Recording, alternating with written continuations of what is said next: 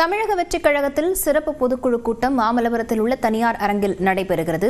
இதில் கட்சித் தலைவர் விஜய் மற்றும் 2000க்கும் அதிகமான பொதுக்குழு உறுப்பினர்கள் பங்கேற்றிருக்கிறார்கள். இதுகுறித்த விவரங்களுடன் செய்தியாளர் செந்தில்ராஜா இணைந்திருக்கிறார். செந்தில்ராஜா, இதுக்கு முன்னதாக பனையூர்ல நடந்த கூட்டத்தில் விஜய் பங்கேற்கல. அதைத் தொடர்ந்து கரூர் சம்பவம், அவர்களை குழுமத்தினரை சந்தித்தது, அதுக்கடுத்ததாக பொதுக்குழு நடைபெறுகிறது. என்ன எதிர்பார்ப்புகள் எழுந்திருக்கிறது?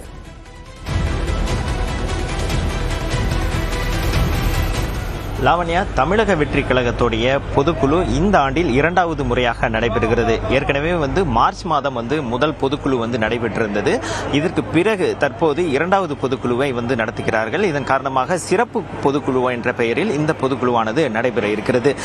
இது 10 மணி அளவில் தொடங்கும் என்று அறிவித்திருந்தார்கள். அதன்படி தற்போது அக்கட்சியுடைய தலைவரான விஜய் இந்த பொதுக்குழு நடைபெறக்கூடிய அரங்கத்திற்கு வந்திருக்கிறார். அது மட்டுமில்லாமல் அதற்கு முன்பாகவே இந்த பொதுக்குழுவுக்கு அழைப்பு விடுக்கப்பட்ட 2000 பொதுக்குழு உறுப்பினர்கள், கட்சியை சேர்ந்தவர்கள் இங்கு அமர வைக்கப்பட்டிருக்கிறார்கள். இந்த பொதுக்குழுவில் சில முக்கியமான விஷயங்கள் குறித்து விஜய் பேச இருக்கிறார். குறிப்பாக பார்த்தீர்கள் என்றால், தற்போது அதிகமாக பேசக்கூடிய ஒரு விவாதத்தை ஏற்படுத்தியிருக்கக்கூடிய வாக்காளர் சிறப்பு பட்டியல் தீவிர திருத்தத்திற்கு எதிராக விஜய் இன்று பேச இருக்கிறார். இது உள்ளிட்ட பல்வேறு விஷயங்கள் குறித்து பேச இருக்கிறார். அது மட்டுமில்லாமல் இந்த பொதுக்குழுவில் 12 தீர்மானங்கள், அதாவது 10 முதல் 12 தீர்மானங்கள் வரை நிறைவேற்றப்படலாம் என்று தகவல் வெளியாகி இருக்கிறது. குறிப்பாக பார்த்தீர்கள் என்றால், விவசாயிகளுக்கு ஆதரவாகவும் தமிழக அரசுக்கு எதிராகவும் ஒரு தீர்மானம் நிறைவேற்ற இருக்கிறார்கள். குறிப்பாக சில வாரங்களுக்கு முன்பு டெல்டா மாவட்டங்களில் நெல் கொள்முதல் சரியாக செய்யாதன் காரணமாக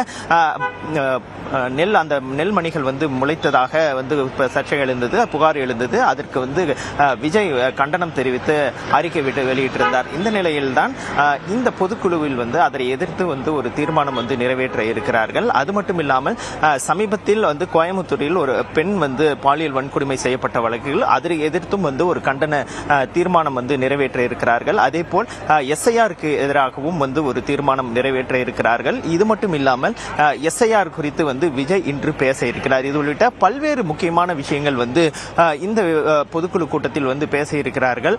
அது மட்டும் இல்லாமல் கட்சி நடவடிக்கைகள் குறித்தும் சில முக்கிய முடிவுகள் எடுக்க திட்டமிட்டிருக்கிறார்கள். லாவண்யா, விவரங்களுக்கு நன்றி செந்தில்ராஜா.